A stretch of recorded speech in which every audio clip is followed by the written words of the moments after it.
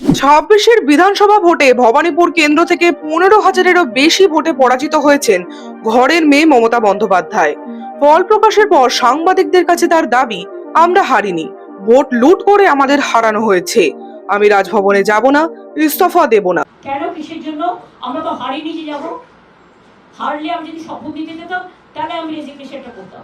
এখন তো question doesn't arise. কিন্তু ইতিহাস ঘুরে দেখলে মনে পড়বে 2011 সালে পরাজয়ের পর তৎকালীন মুখ্যমন্ত্রী বুদ্ধদেব ভট্টাচার্য শিরদাঁড়া সোজা রেখে মাথা উঁচু করে রাজভবনে পৌঁছেছিলেন মুখ্যমন্ত্রীর পদ থেকে ইস্তফা দিতে।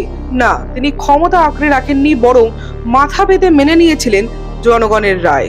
এদিকে মমতা সরকারের তৃতীয় মেয়াদ শেষ হয় 7ই মে। নিয়ম মেনেই বিধানসভা ভেঙে দেওয়ার বিজ্ঞপ্তি জারি করেন রাজ্যপাল RN রবি। সেই নির্দেশ অনুযায়ী আনুষ্ঠানিকভাবে পদত্যাগ না করলেও আর মুখ্যমন্ত্রী রইলেন না মমতা বন্দ্যোপাধ্যায়। সূত্রের খবর, আগামী 9ই মে বিজেপির নতুন সরকারের শপথ গ্রহণ।